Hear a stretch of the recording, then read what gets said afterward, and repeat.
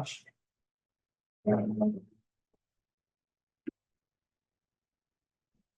So bad. I was gonna say that's a fat folder for Friday.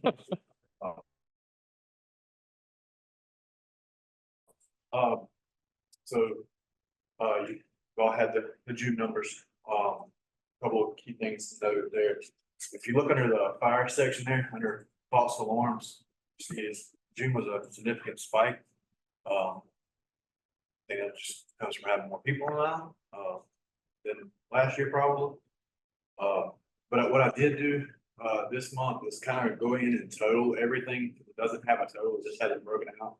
So under the EMS cost section, total transports is broken out by airline, total 1, total 2, but it doesn't have a total. The June 24 total, was 18 transports, medical transports off the aisle.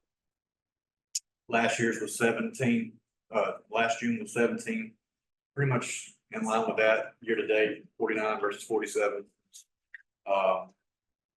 But that changes when you get to the fire call section of, we had 55 total fire calls June of 24 versus 39 in June of 23. And our year to date is 156 versus 138. So we are seeing an uptick in fire calls, throughout the month and the year, so far. To jump on down to, the law enforcement section.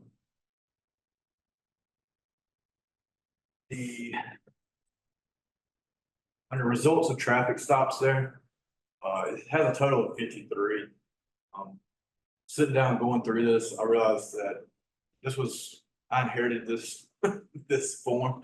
I probably need to make a few changes, because that's not really an accurate number, because DWI, driving while license revoked, and no operator's license, that's a specific charge, not an action taken. That's just a specific charge. So I went in and changed those numbers. So as far as enforcement actions, June was 48. Last June was 46. Year to date, 274 versus 155. So as our year to date, as of right now, we're up 176%. We're out there, we're trying to curb some of this, we're writing tickets or verbal warnings. As you see, there's multiple different things that can happen: arrest, civil citation, parking citation, state citation, verbal and written. So between all of those, we're out there, we've increased our presence, we've increased our enforcement, this year.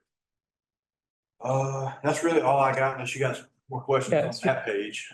Yeah, only that, when you're looking at, I've already lost it. When you're looking at how many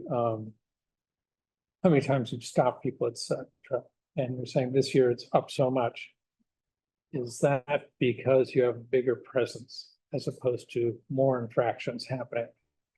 And I mean, you would never know that except a gut feeling. Right. Just- Overall, we're seeing more violations. Okay, that's the question, really. Yeah.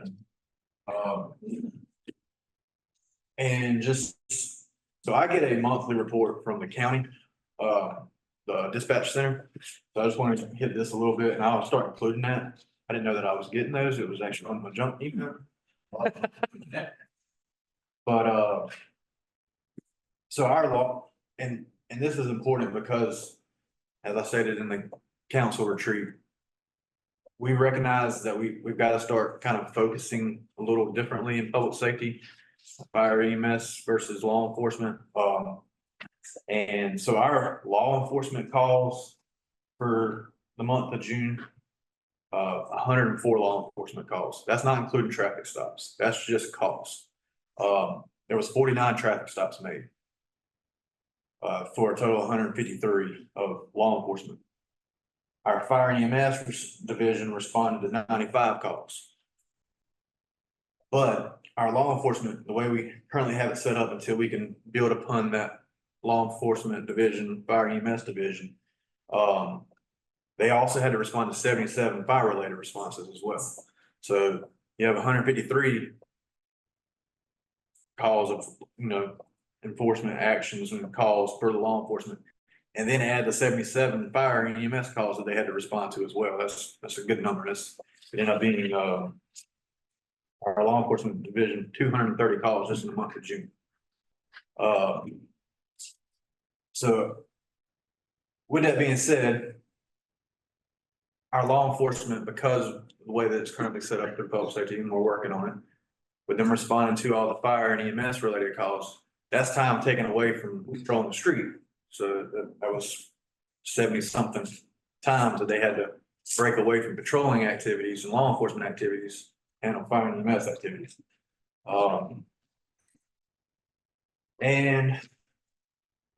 Just for your knowledge, I wanted to go over, just take it back like 2 weeks or so and kind of give some highlights of what we've seen. Before you do that, could you, I had a question, Norm's question. Norm made a statement when, in the public comment about, when you're taking somebody off the island. And obviously you have one of your staff going with them, one person, two people. What are you? I'm talking- Medical or law enforcement? Because it varies. So like with a medical patient, we have to have 2 certified people to transport a patient. That's an OEMS state regulation. So that puts us down 2 for every medical transport. Right. Law enforcement, if it's an arrestee, it's usually just 1 officer, unless they're causing issues and you want to make sure you have that extra protection if you need it. So where I was going with my question, and that is what I was asking about, but when you have people going off, how long do we lose them? So normally on an EMS. When are we working down? Yeah, so normally on an EMS call, if Brunswick County EMS responds appropriately, they're there waiting on us when we hit, which means we can do patient transfer and come right back on that boat. Got it. If they are not, that adds an hour. Because we have to wait for EMS to get there, transport, ferry's already left, so we gotta wait for it to come back. So that kind of varies based off something that we have no control over. And the law enforcement aspect of it, usually down that officer 3 to 4 hours. Because they have to transport the prisoner to the car, get in the car, go to Bolivia, to the jail, go through booking. Got it. DWI, go through intox. If it's not a DWI, you still gotta go to the magistrate, which depending on how busy the county is that night, there might be a line at the magistrate's office. So usually 3 to 4 hours minimum on law enforcement when we take somebody off. Josh, I had a question about the false fire alarms. Over the years, that's come up a few times where it spikes and then it gets a little under control. Is there anything that we can do to help? That you have to put an ordinance in place, for example, you have to do annual maintenance, something to help reduce the number of times you run out for fake. Right, and what we're seeing is, and if you look under that line, under faulty alarms. So faulty alarms is when the system has not been maintained, there's an error in the system. You see that's down a little bit, 9 this year versus 15 last year. Again, only thing we can really encourage is make sure that your alarm systems are maintenance, serviced. Jenny, The false alarms are, that's coming from like, somebody burnt some bacon. Like, Okay, the smoke detector activates, it sends out the page, that's considered a false alarm because while yes, the alarm system did exactly what it was intended to, there's not a real. should homeowners be advised about if you burn the bacon, you call and say that it's not. That would be hard? preferred. We do get that sometimes. And when that happens, it does save us some response, apparatus and personnel. Because if we get that, if the homeowner calls the alarm company when it activates and says, hey, I was burning or I was cooking some breakfast, some pizza, whatever, set off the alarm. There's no fire, there's no anything here. That alarm company then contacts our dispatch center and our dispatch center contacts us to let us know, hey, cancellation by alarm company or homeowner on scene. Now, we still have to respond, but now we only have to respond with one apparatus just for our reporting. Karen, I think if we put that in the village voice, that would be helpful. Yeah, because I think it's important. I was going to ask how you communicate that, but it's to your alarm system. Yep. And it also will help us. Bald Head's a very unique place. When you're running lights and sirens, people kind of do some crazy stuff on the roadway in general. In golf carts and bicycles, but you put some lights and sirens behind them, you never know what they're gonna do. So if you contact the alarm company and we get advised that it's a false alarm, nothing's going on, only one truck's responding, and it's also not responding to lights and sirens, that can slows everything down, creates a safer environment altogether. Jenny, on the faulty alarms some years ago, that number was really high and we put forth a good effort to try to educate folks on their need to really keep up with their maintenance. So that's, Completed the two. yeah.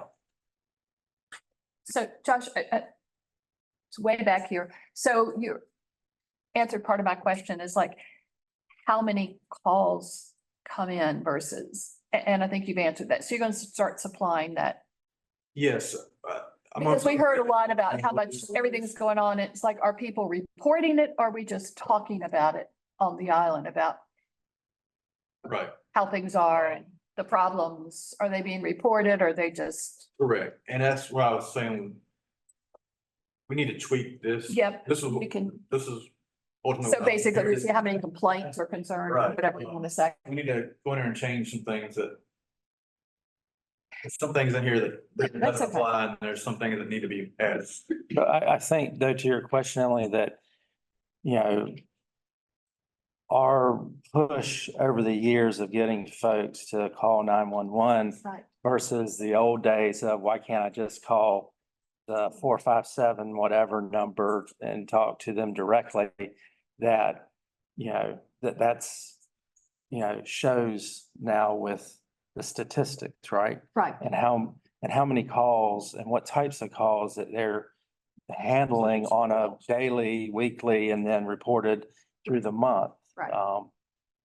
In addition to if there's any discrepancies on, you know, did we respond? That, you know, all this is driven through 911 and the communications that go on from when the call goes out until the end of the call. That can be, you know, we can get that detail if we need, and we have with fires, incidences of fire events. So that's all to say it's critical that people call 911, whether it's an emergency or a non-emergency. Call 911. And you can make that distinction when you call 911. They're gonna answer the phone, Brunswick County 911, what's the location of your emergency? You can stop that whole track by just immediately saying, this is not an emergency. And then it changes the whole game. So, And that's a Village Voice information too, I think, right? At some point.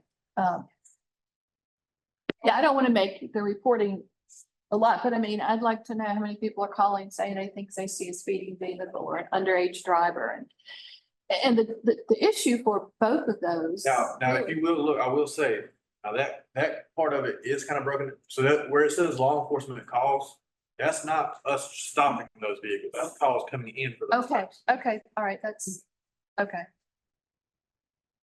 But the challenge is if you got the underage, just for example, driver, call come in, by the time you get there, they may not be driving anymore. I mean, because I see this, you know, And I then usually some tell people you're gonna of get a those big that you see ticket. Up there, like careless and reckless, 11 for the month of June. Yep. Well, that's calls coming in as careless and reckless. Okay, It's not 11 citations written for careless and reckless, because unless we observe them being careless and reckless. right, But yeah, so that section there that is the calls coming in. okay. Okay, Josh, couple questions. So first of all, there was a lot of, the mayor sent out, you know, citizen input. If you got any ideas, let us know. A lot of people thinking and asserting that it's the renters that are doing all this stuff. You got any sense whether it's kids of property owners, actually some property owners perhaps? Well, versus renters, Don't judge me. huh? Don't judge me. we've observed. My official statement on that is teenagers are gonna be teenagers no matter whether their parents own the house or they're here. They're here for. So you're seeing it, vacation. yes, yeah, so you're seeing it both cases. Secondly, can you talk a little bit about staffing during the summer, during the peak season, part-time additions and talk through your logic and what we currently do in that regard? Where do you want? You were about to start going down a path talking about the past couple of weeks. Was, but I can. Oh, okay, I'm sorry. I can do that later. I think they dovetail, so why don't you do your, Yeah, so why don't you, just- Do your I think they dovetail, so why don't you go ahead and do what you're gonna do and then we'll. Okay, So, and these are by all means, not all the costs, these are just some of the higher level costs I wanted to hit up. So going back to July 10th, this is just back to, 9 days ago, the day is the 19th. We received a call at 8:07 PM on Fort Holmes Trail. That call was about, juveniles destroying the golf green by hitting balls from the greens on the fairway. Ultimately, we responded within 2 minutes. They were already gone. So the caller may have yelled at them or something before we got. On the 11th at 9:40 PM next day, we received a call, Federal Road, Southeast Beach Road, for water balloons being thrown at a vehicle.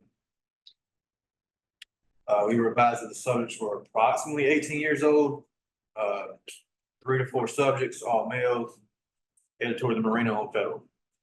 Our officers' call was given to us at 9:40. We were in the area within a couple of minutes. Now, understand that when we get that description to law enforcement, that part is headed towards the marina on Federal Road. Our officers are going on Federal Road towards the marina to look for the vehicle. They did not have a description of the golf cart. So you don't haystack at that point. While they were attempting to look for that vehicle on Federal Road, at 10:21, we received a call for, at Beach Access 39, about 3 subjects driving a white golf cart with windows all the way around, throwing water balloons at people. And I say that in that way because that's what we're getting. That's the information that we're getting. When they write it down, that's what they're telling us. And again, advised they went towards Federal Road. So while our officers were on Federal Road going towards the marina, they had circled back at some point and we're back on station. While they were attempting to locate that vehicle, we had a domestic. So once a domestic call trumps an attempt to locate. So we had to send our officers to the domestic to handle that situation. During the domestic, we received an additional call for juveniles throwing water balloons at people on North Bald One in the area of Timber Creek. This time the caller advised 3 juveniles, 1 female, 2 males. They also advised that the golf cart was green with a missing headlight. So at this point, we had a call with no description, a call with a white golf cart, a call with a green golf cart. So the best description we had was the green with a headlight out, because that we can kind of go off of. How many green carts are going to happen to be going by with a headlight out? But what's important here to remember is we have to have reasonable suspicion to stop. We can't just stop people because we want to, or because we think we should. We have to have a reasonable suspicion or probable cause. When we get varied information that doesn't match, it kind of hurts us in building that reasonable suspicion to stop. At about 1:30 that morning, we did make a traffic stop at Federal Road in Southeast Beach. We thought maybe they were involved. They did run a stop sign. They got a ticket, but they were not involved in the water. At 1:34 that morning, we had an attempt to locate on Cape Fear Trail for four possible juvenile males swimming in somebody's pool in their yard. So we went to that call. During that investigation, we were actually able to stop them. And the citations were written for open containers in the vehicle. It was a clear-cut case of trespassing, but the victim did not wish to prosecute. So nothing we can do there. We found them, great, nothing we can do, victim doesn't want to prosecute. So on the 12th, that evening, we had a disturbance call at Beach Access 17. Disturbance or disorderly smoking. The call came out for juveniles drinking, smoking, and playing loud music on the beach. About 10 to 15 subjects, same were teenagers. We went out. At the point that we interacted with them, they were not playing loud music. We did not locate any hints of paraphernalia or illegal substances. But we did ask them if they would consider leaving. We can't make them leave as they were doing nothing wrong when we arrived. It is a free beach, public access, but they did leave. We asked them to leave and they did leave. Now how they left, it ended up, there was some warnings given because they left out in a hurry. There was some traffic related stuff when they were leaving that was handled. On the next day, on the 13th at 9:41 p.m., again, another attempt to locate water balloons. People throwing water at passerby on their golf cart. 2 females in back, 2 males in front. Unknown golf cart description. Again, we went to the area, tried to locate, but unless they hit us with some water balloons, there's not a lot we can do because we don't even have a description of the golf cart.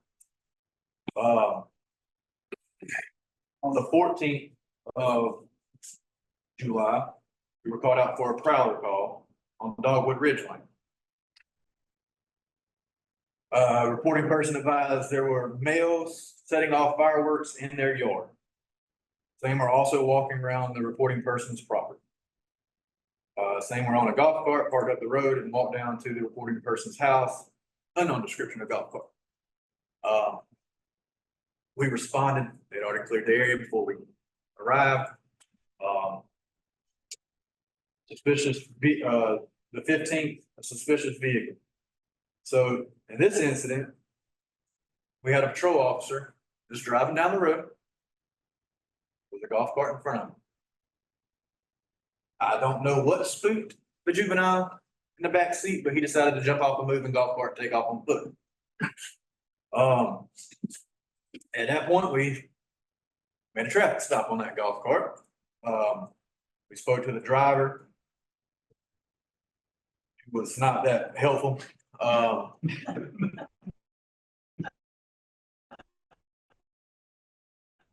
So locate the juvenile. The only information that we could ever obtain from the juvenile was, oh, well, we met him in Wilmington about a week ago. We know his name and his telephone number. That's all we know. Okay. We never did locate that juvenile. We did find out later from the driver that he did come back to the house eventually and left off the island because he was only coming over for the day and night. Also on the 15th, we got a noise complaint at Beach Access 42. Group of 15 teenagers partying on the beach had loud music playing. Within 5 minutes, we were on scene, out on the beach. Officer advised they were on scene and no music heard. There was no music playing. Again, we have to have reasonable suspicion. The burden of proof is on us. Nothing we can really do in that situation. Other than to talk with them and say, listen, somebody called we can't say that you were playing your music. We can't say that you weren't. But somebody's already called. So this is your warning, like, this is a warning that if it happens again and we are able to observe it, there will be enforcement action taken. Just so far, from July first to yesterday morning, we are at 226 calls for public safety in the month of July. Our officers are out there, we're getting a lot of calls this year. They're responding. We haven't missed one yet. We've responded to every call. Now, sometimes we may have to divert, like we did in that case of the domestic, had to divert. But we came back afterwards and kept continuing searching for the golf carts. And so I tell you all those calls to tell you, I don't know if you call it a theme, but a lot of juveniles. And I met with the village manager and the mayor. That this week? Yeah. This week. It's been a long week. And mayor was kind enough to ask, what do you need to help? And I think part of that is gonna come down to, and I have talked with other communities around us, the juvenile curfew for that. BSL already has a juvenile curfew. Carolina Beach has a juvenile curfew. And a lot of other ones. I have a whole stack of examples of juvenile curfews, for around this area. What we're seeing is juveniles. That's what we're dealing with at night. And I don't think that the parents would knowingly let their juveniles go out and do this, so the parents must not know what the juveniles are doing while they're out and about throughout the night. So that is just something for the council to consider. I'm putting that out there. Also, I believe that what would help us tremendously, not just for the juvenile situation and the overnight calls, but in general, is a video system through the village. Shalot has one that we can look at. Wrightsville Beach has one that we can look at. And those cameras would just be at the main intersections, coming down north, wherever we already have streetlights, because it obviously would require power, so we can run off the streetlight power. I don't think that would just help us in the juveniles. A lot of our time spent, if you go back and look at our calls, is looking for missing golf carts, when people get in the wrong golf cart. We have a lot of that issue at the market. People come out the market, I don't know what it is about the market, but when you go in the market, you forget what vehicle you brought.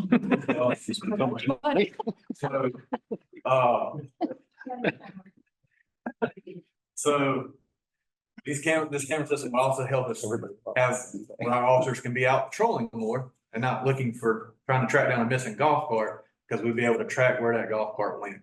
And to narrow it down to, okay, we saw it on the camera at South Bald Head Wine and Muscadine, but we didn't see it on the camp going towards Steed, but we didn't see it at the camera at Steed. So now we know we need to search this little area right here, find this missing golf cart, turn to the owner real quick, and get back out on the road patrol. So again, just something to consider. But those two things that could really help public safety. So going back to the juvenile thing, how is a juvenile defined and what time, what's the curfew time for most places? Okay, so most of what I'm seeing is a juvenile is defined as anyone under the age of 18. 18. Yep. And the hours are varying. You have some as early as 10:30. You have some 11s and some midnights. Those are the three that I've seen. Okay. I don't know the exact number, which ones have so many, but those are the three that are in. So it's 18 and over is not a juvenile. 18 and over would not be And considered. if you're 17 or under Yep. and you're with a parent or, So every one of these, I'd be happy to send them to Chris and he can send it to the council. Every one has exemptions. And almost all of these, and I went as far up as like, I don't know how to pronounce that, Ohowski, North Carolina. I went up the coast, down the coast looking, they're almost written identical. Every one of them is almost identical. You have a few things that may apply to a certain town, it doesn't apply to other places. But for the most part, all of them are identical. And there are exemptions, we'll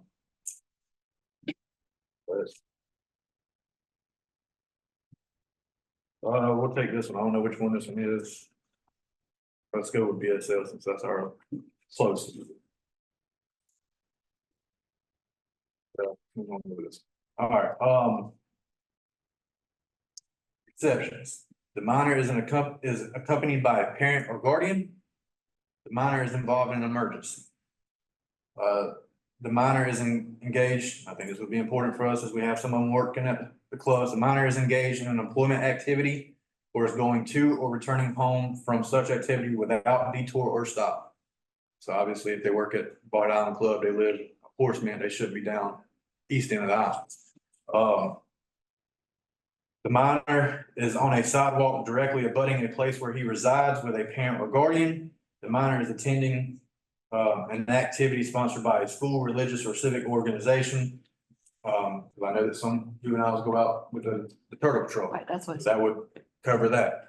So there are exemptions. They're almost identical throughout all of them. It looks like it's a standard ordinance for most, for North Carolina.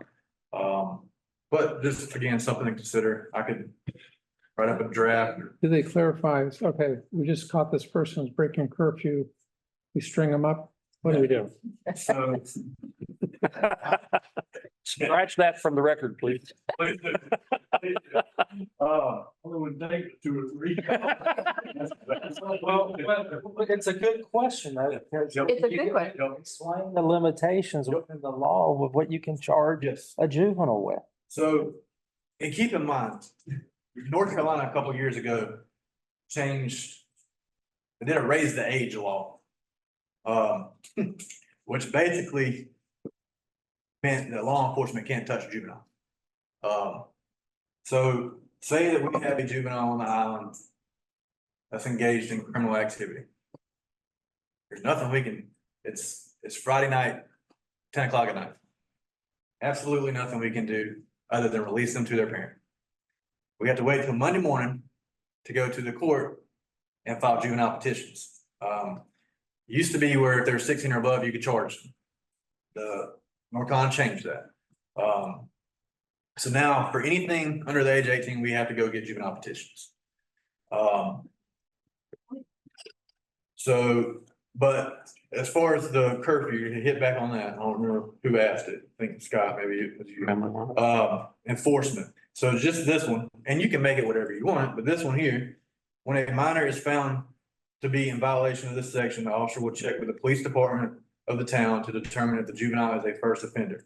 If the juvenile is a first offender, he will be taken to the residence of his parent or guardian if child resides in this case, town limits. If not, the officer will try to contact parent or guardian. A written warning will be given to that adult and an information report taken by the officer to include the name of the juvenile and adult and the time, date, and location of the offense. The report will be turned into the record center, our RMS system. That way we can keep a record of it. If upon checking our records, the juvenile is found to be a repeat offender, he will be taken to the residence of his parent or guardian, and the adult will be subject to a criminal citation pursuant to this section, which will be an ordinance violation, on a civil citation, for us. And again, you add all in it. If the juvenile is under 12 years of age, a report will be made and a copy forwarded to the County Department of Social Services, because then you got somebody under 12 or under out and about without a guardian. So that's how this one's handled. We can handle it similarly, or we can change the enforcement. Ultimately, it will be a village ordinance. So we do have some. I just think it's gonna take a whole lot more discussion that we want to have at this meeting. I listened to that and you say, well, I got 14 kids at beach access, something or other, and they're all breaking curfew. We got to get a paddy wagon to bring them around to their parents. Obviously, things like that, That would when you would make them contact their parent and their parents come get them. come get them. Um, Okay. Is most of this activity focused on certain beach accesses or is it really random? And I'm thinking about the cameras. So as far as on the beach and beach accesses, it is somewhat centered around 4239 area. But as we saw that one I read, that was at 17. So not all of it's there, but when you start dealing with the actual beach, now as far as like the water balloon, that anything off the beach, it's not so much of a general area, it's all over the island. And 39 and 42 are heavy turtle nesting areas as well. Mhm. So there would be good reason to try to discourage partying at night. And I mean, and like I said, it will be up to the council to set the hours and what they want as far as that goes. So it will take a lot of discussion, and I don't want to get too far into the weeds, but this idea of guardian, how is that defined? Because I can see somebody bringing in their kid's best friend for a week at the beach with them who's the guardian?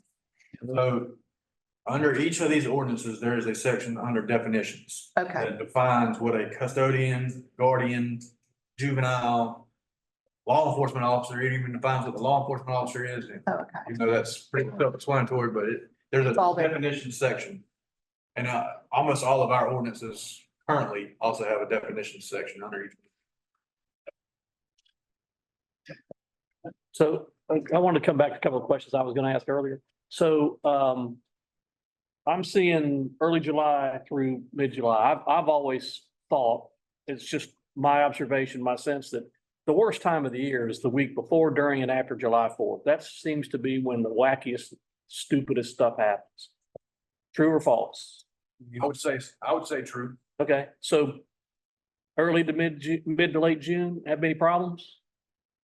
I would have to go back and look. I didn't go back that far just because I knew a recent, Okay, got it. Got it. events. Okay, yeah. So how about into August, start slowing down? See much activity? Towards the end of August, Okay, once school goes back, it slows down. okay. So we're, That's how we know it's juvenile. got it. So really, we're talking mid-June to mid-August. Yep. All right, when school's out, that's when the wacky, They start coming, what, May? So okay, school gets out in May, they start coming down, that's when we start, College gets out in May, yes. but they weren't They juvenile. wouldn't fall under juveniles, but Right. it would cause some issues. Yeah. yeah, gotta go. So I'm just trying to get a sense for when do we need to be thinking about this? And then the next question is, let's talk a little bit about, I mean, you guys responded to a ton of calls. I wanted to get back into, so talk to us about the part-time staffing or whatever you do from a staffing standpoint during that time of year. Absolutely. So currently we are slotted for 6 personnel per shift. We have a roster of 5 part-timers.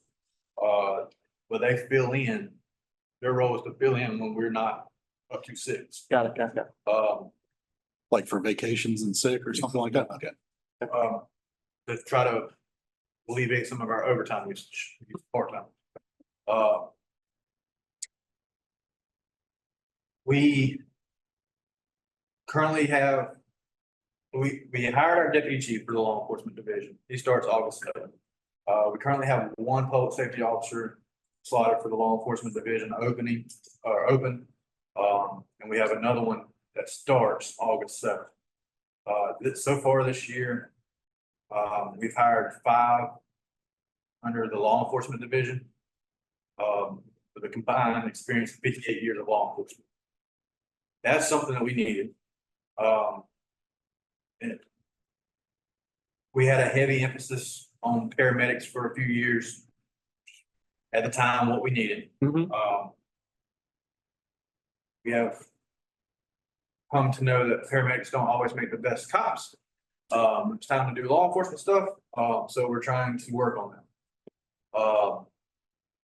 As of right now, we don't have a seasonal, like, we don't bring in extra people Mhm. on shifts during the season. We did that in the past. Really hard to find people to do that because you have a job for 3 months and now you don't have a job. Mhm. Law enforcement officers kind of like stability. Got it. Pending that retirement, getting to 30 years and retiring. And we were asking them to work the third shift. Really effectively, yeah. Yep. So you believe that probably the best solution would be juvenile curfew. Your best solution would be employ it, create a juvenile curfew. Select the right kind of hours and run with it and see what that does. That and the camera system. Yep, okay. Additional personnel will obviously help. You have more, but. So after these incidents really started happening this past 2 weeks. I put extra patrol. I took some people off for the fire and EMS side, put them on patrol, so we have more people on patrol side. And flooded the area essentially in East Beach. And it was still happening, because let's face it, at nighttime, you can distinguish a golf cart's headlights versus a Toyota Tacoma's headlights. And the only people driving those Toyota Tacomas at night are the police. So they wait for us to come by and then do whatever they're gonna do. So I think the curfew would be our best option. And second to that, the camera system that help alleviate not just the juvenile situation, but also other issues that's going on. So it's a preventive approach, Yeah. essentially. One thing that might be helpful, this is all well and good, what happened last year, but I think dovetailing with what Scott was just describing, it'd be great to look at the year and watch that curve do this. Yeah. And compare those, year to year. We can absolutely do that. I mean, what I think is critical is that if we're taking things like curfew, cameras cost money, or more personnel. I want the backup to say, yeah, this is why we have to do this. This is why we're doing it now. This is, things like that. Good. Josh, what's the expectation for how much Okay. people are, Need to get you off the microphone. I'm sorry, what's the expectation for, how much of an officer's time when they're here that they're out on patrol? Do Okay. you have that? Uh, And I get calls take them away from that, but like, is there do you expect people to be on patrol half the time, a third of the time? 24 hours, we have somebody on patrol. Okay, Their assignments vary throughout the shift. okay, Like our nighttime officer, he has a built-in rest area, period, from 3 PM to 11 PM, where he's down to sleep. Yep. That way he can be up rest of the night, right. out on patrol. So as far as patrolling during the season, it's 24 hours. One unit all the time. At least one unit Okay. is on the roads all the time. Good, okay. And that hasn't changed. That's, That has not changed. That's been. Yep. Honestly, since I started, okay. 10 years ago.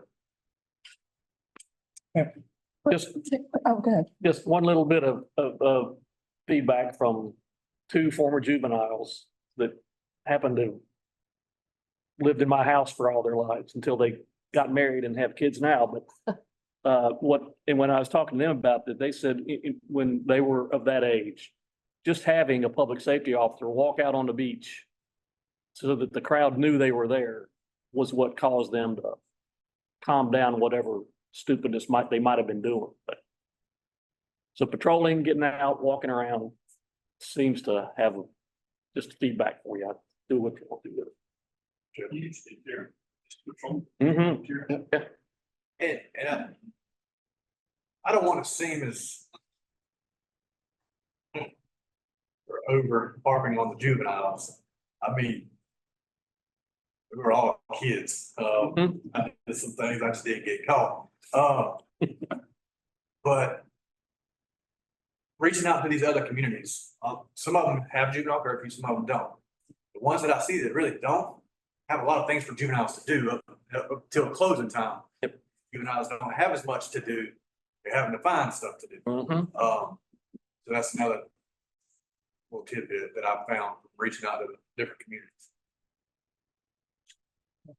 I think that's a good comment and that's a Absolutely is. comment for the community to hear as well, right? Yeah, Communities that you participate with. yeah, and not to minimize the difference between throwing water balloons.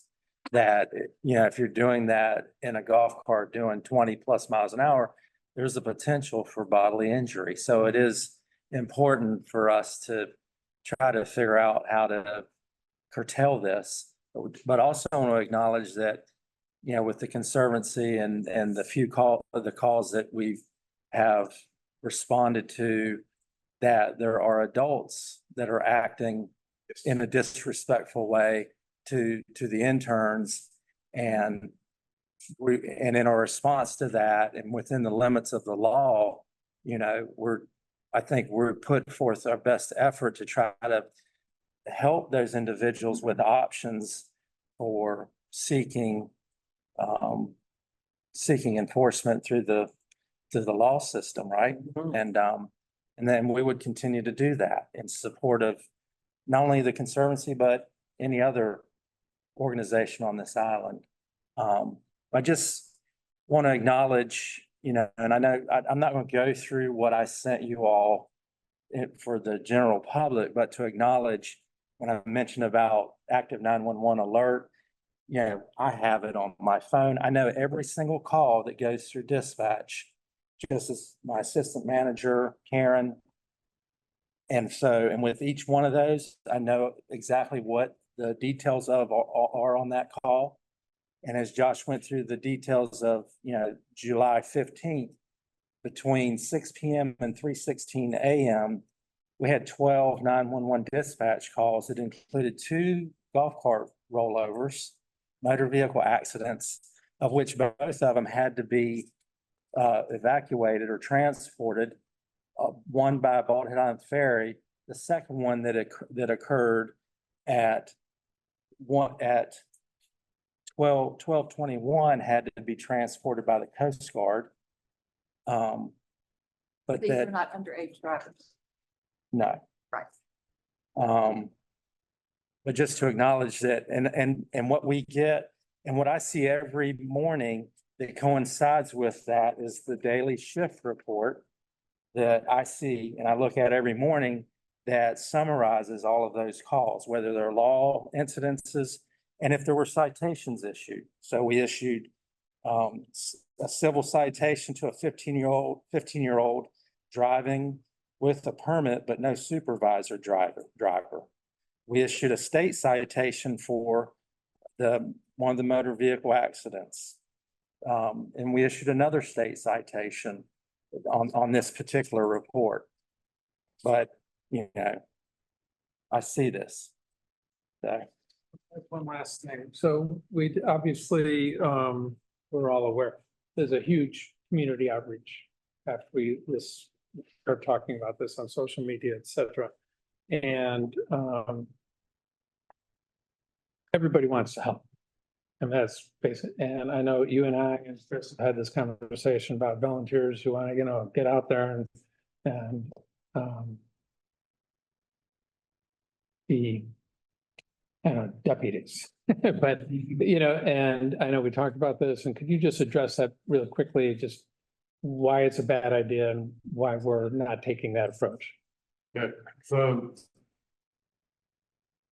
to have any type of enforcement ability in the state of North Carolina, you got to be credentialed.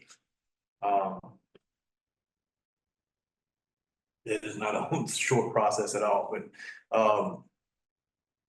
without that, you have no enforcement powers at all. You can ask somebody. I mean, that's kind of where Conservancy's at there on the beach. They can't enforce anything. They can ask people. They can't enforce anything. So you got that aspect of it. The second aspect of it is if you have there's one thing to have a neighborhood watch in your little community. That if you see something out your window, you're taking your dog for a walk, you call public safety. Great.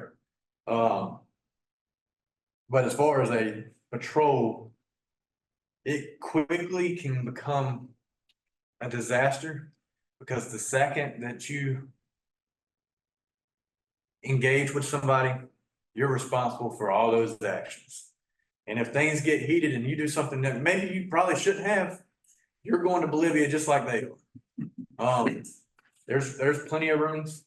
Used to be the Ingram Hotel, now it's the Chisholm Hotel, but there's plenty of rooms at the Chisholm Hotel. So that's the main reason is there's a fine line, and it is a fine line that can be easily crossed without even really realizing that you've crossed. Do you recommend that people take videos on their cell phones? For example, interns out on the beach and somebody's harassing them, have a very good description now? Absolutely. Like I said earlier, the burden of proof is on us. Videos go a long way, that burden of proof. I think us educating people, what they can do, in particular with interns out on the beach. You know, if they find themselves in a situation of us educating them what they need to do, and if they call 911, the types of information they need to be providing. If somebody's there can take video that, and when our officers arrive on scene, that every bit of that information can be provided to the officer, that would go a long way. But recognizing a lot of the younger folks have no experience in dealing with law enforcement and are probably a little timid to do that, but that's really what It's needs. kind of one of the comments too, it's not just, a lot of times the response. 911 operators, when my team has called, are not great sometimes. They have been adversarial, questioning, and that is so uncalled for. And I had a senior staff member call about something, and she got an argument from the 911 person. Well, that's Yeah. reported. It was like, it was very, like, look, this is what we're told to do. And so, and I think, and so, when you have not a kid, so you have a 20-year-old that's calling and they feel any pushback at all from 911, it makes them very nervous about making the next call, right? And so I think it's not just, it's also a bigger conversation with 911. It's like that maybe the village just needs to tell the 911 system, hey, look, there's a reason why we're doing it this way through the 911 system, because that's the best way that it makes sense for us. Maybe it's not. It's a countywide. It's a Everybody countywide, it's countywide, right? But maybe it's not, and maybe other municipalities, they may not handle it that way. But if we're gonna handle it that way, that I want to make sure the 911 system knows this is the procedure that we're following too, right? I think that's. They ask you for a street address for the beach. Insist on. Yeah. And So insist on it. I will say that, yes, a lot of the dispatchers are very unfamiliar with all that. Glad you brought that up, Chris. Because I have CCOM, our central communication, there in Bolivia, our dispatch center. I have them coming over to the island July 24th, one shift, July 25th is one shift, July 31st is third shift, and August 1st is the fourth shift. I have all 4 shifts of telecommunicators coming over to the island with a list of questions they have, with a list of things that we want to show them. They really don't understand anything about bald head. So we're working to fix that. Okay. They're already scheduled to come over. I've been working on that for the last month and a half, trying to get all the details of that worked out where they can come over. Marine Patrol is bringing them over. We had to work on all that. So hopefully that will fix some of that. But also now, if you get pushback or an argument, we just learned this in the fire chiefs meeting last month. They QA those things randomly, but if they know things, because we had an incident on fire call that we weren't real happy about, and you notify the dispatch, there's a number for the dispatch center, like the admin part of it. They will pull that call and QA it and make sure everything's kosher. I don't have that number in my head. That's fine, But, yeah. I can get it to you, or post it, or I'm pretty sure you can Google it, but, I would think, I don't want to step, but I would think that maybe doing that would be best for you to be notified Yeah. about that, What I would if think. you're aware, as opposed to us citizens just calling for the admin things randomly. as a last little tidbit of public safety, especially on the law enforcement side, is we are not mind readers. If you have information, we can't do anything about it unless you give it to us. Like if you have somebody keeps coming by your house, let's go back old school, TP in your house, but you never call 911 about it. We don't know about it. And there's nothing we can do about it unless you let us know about it. So just that. Yeah, that was my question about the calls coming in, because So I was, I know that it seems like it should be easy to find somebody in a golf cart on this island. I have had the opportunity, Josh and I looking for a missing person. And we had 2 patrol cars and 2, 3 golf carts. I mean, it was forever. It's just amazing how they blend in and all these side streets and It places is. without anything. It was, How similar they look. Going back, we had a missing golf cart came out. I said, oh, this one will be easy to find. This is lime green. I ain't never seen a lime green golf cart on Bald Head. Turns out there's quite a few of them. Yeah. But, yeah, it's amazingly difficult. We appreciate what you and your. Yeah, team no do. kidding. Thank you so much for doing all you can to keep it safe and keep the road safe and trying to do what you can to cut down on the wackiness, but, we'll take what we've learned today and talk about it and see what we can do to help. all right, thank you, sir. Okay, thank you. Thank you.